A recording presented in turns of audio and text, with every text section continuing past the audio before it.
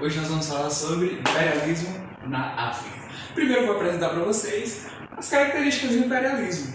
Então, o imperialismo é uma política de expansão, poder e dominação de um povo sobre o outro. Então vamos com o seguinte exemplo. Digamos que Vitória e Arari são etnias diferentes.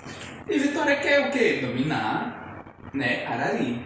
E Arari é toda brigada. A Rua do Castelo é brigada com a Rua do Povo, por aí vai. Então o que Vitória vai fazer? Ao invés de Vitória entrar em um conflito direto, ela vai dar suprimentos, armas para a rua mais forte, mais influente, digamos assim. Porque é mesmo que eles estão conflitados, né?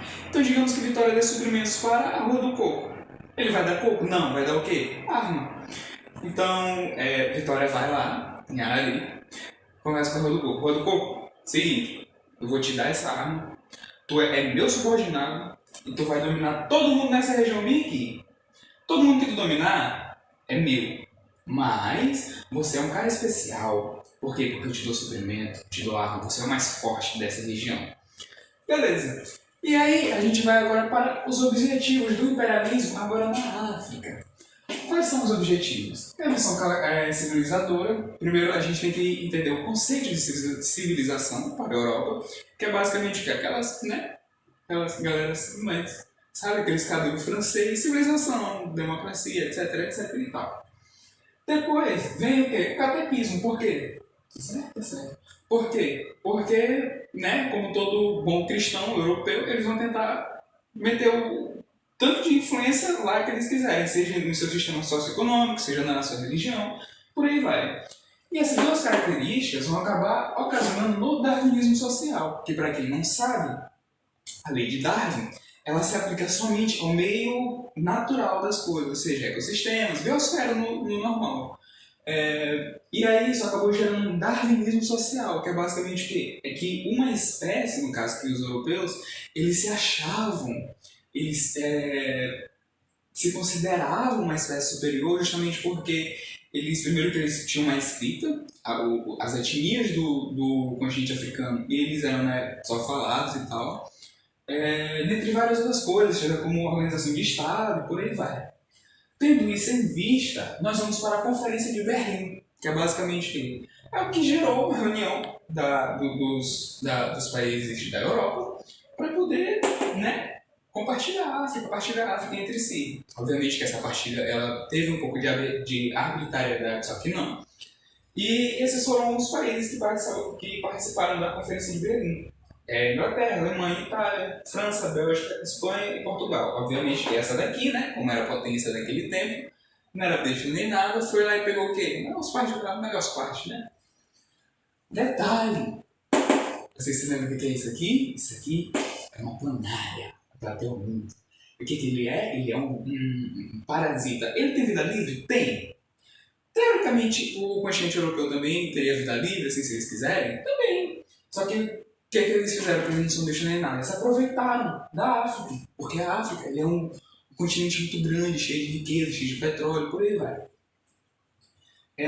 Agora, tendo em vista que já ocorreu a Conferência de Berlim, que foi a partilha da África, nós vamos para o neocolonialismo. Eu não vou falar muito sobre neocolonialismo, porque tem uma parte da equipe que vai falar especificamente sobre isso. Então, basicamente é o quê? O neocolonialismo ele se difere do colonialismo nas seguintes questões.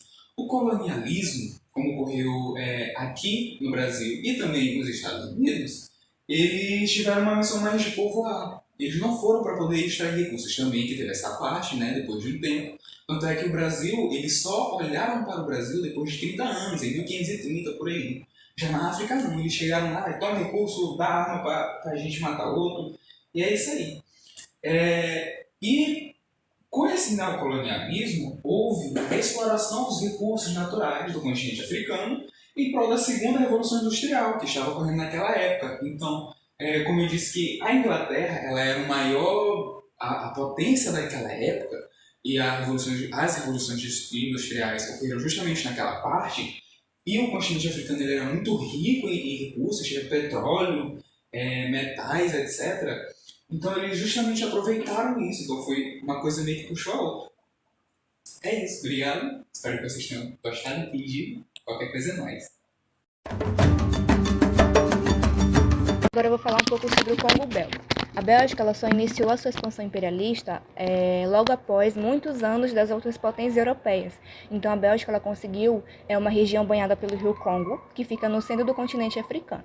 No ano de 1885, começou o domínio belga naquela região. Então, esse domínio belga ele foi confirmado pela Conferência de Berlim, quando o rei Leopoldo II ele fez com que aquele território se tornasse uma propriedade pessoal dele. Então, essa Conferência de Berlim é um encontro de líderes europeus, onde seu objetivo era dividir a África e também definir arbitrariamente as fronteiras que existem até hoje. Então, essa Conferência de Berlim levou ao surgimento de o neocolonialismo, que é um processo oficial de colonização da África por nações europeias. Já no ano de 1876, o rei Leopoldo II ele iniciou a sua exploração daquele local para a melhoria de vida das pessoas daquele local.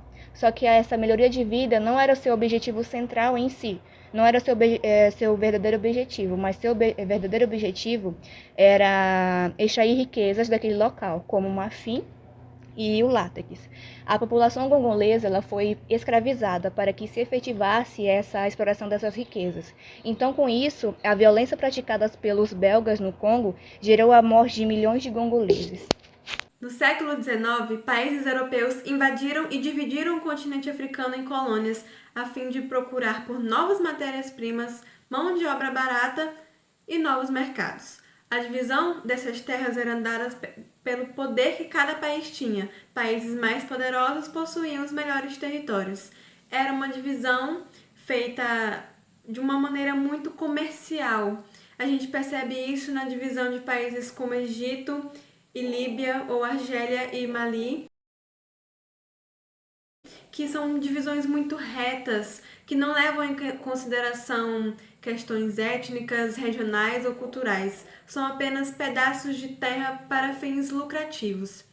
E essas divisões trouxeram muitos conflitos entre países, os quais se agravaram após a Conferência de Berlim, onde países se manifestaram suas insatisfações em relação ao território e países como Inglaterra e França mostraram que não estavam dispostos a abrir mão de suas terras. E com a decisão de que as terras pertenceriam àquele país que chegou primeiro nela, deu-se início a uma verdadeira corrida à África, o que desencadeou vários conflitos como a Guerra dos Boeres, que deu-se início em 1830, quando os holandeses, também chamados de Boeres, chegaram até o sul da África para procurar minérios e também para implantar fazendas de gado nesse local. Em 1881, os ingleses também chegaram a essa região, o que não agradou nada os Boeres, que acabaram entrando em conflito, saindo vitoriosos e expulsando os ingleses daquela região. Mas em 1887 foi descoberta uma grande jazida de diamantes que despertou o interesse de ambos países e que, mais uma vez, desencadeou em outro conflito, mas dessa vez os Boeres saíram como perdedores. Foi um conflito muito sangrento, muito violento, mas que os Boeres que sobraram tiveram que ser expulsos das suas propriedades e voltar para o seu país. Aquela região passou a ser inglesa. Neocolonialismo na África. O neocolonialismo foi um ciclo imperialista que levou os países europeus a ocuparem a África e a Ásia, transformando esses territórios em suas colônias. A ocupação desses continentes aconteceu no processo de crescimento industrial vivenciado pela Europa após a Segunda Revolução Industrial, no século XIX. Os interesses das potências europeias pela África resultaram na realização da Conferência de Berlim entre 1884 e 1885. No século XIX, a Europa vivenciou transformações profundas possibilitadas pelo grande desenvolvimento tecnológico da época. Novas fontes de energia passaram a ser utilizadas, como a energia elétrica e o uso do petróleo para a produção de combustível para os motores a combustão. Esse desenvolvimento tecnológico resultou na Segunda Revolução Industrial, que possibilitou o crescimento das indústrias na Europa e o desenvolvimento dos países dentro de uma economia capitalista.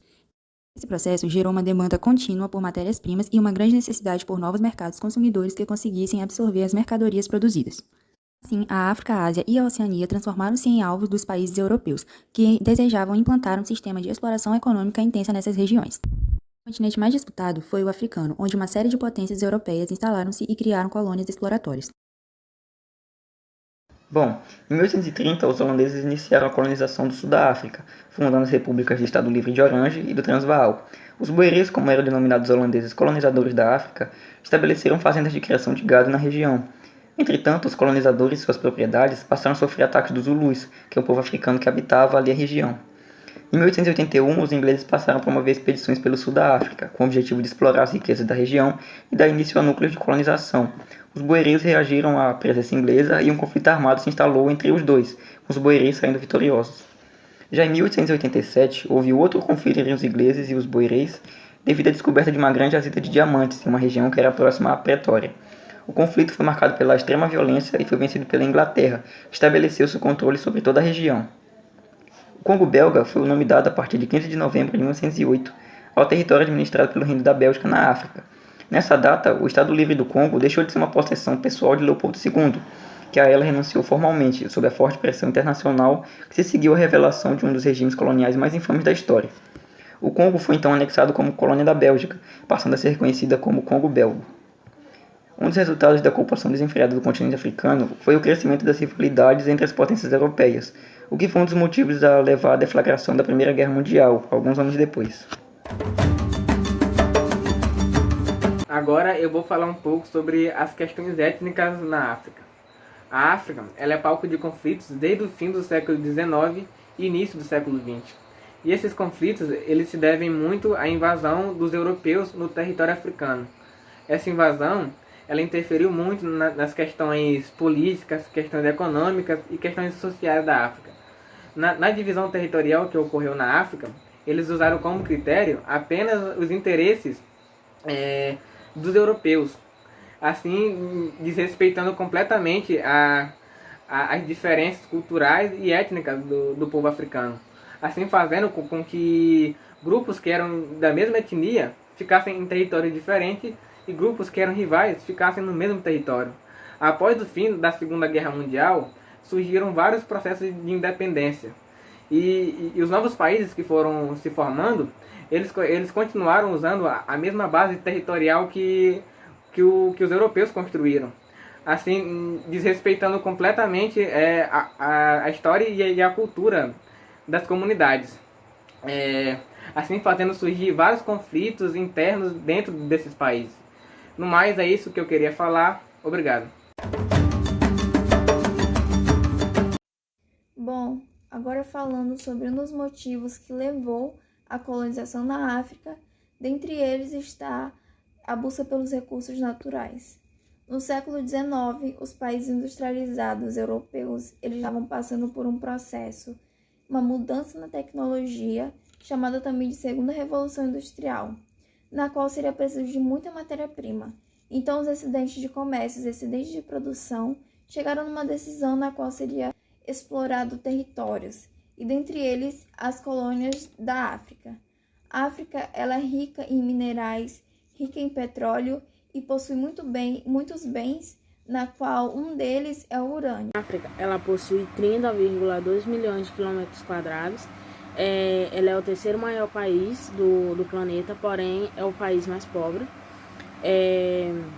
Na África, a gente pode se informar que lá é onde guarda os recursos maiores, que são o petróleo e o gás mineral. Lá é propício para guardar isso pela sua formação geológica e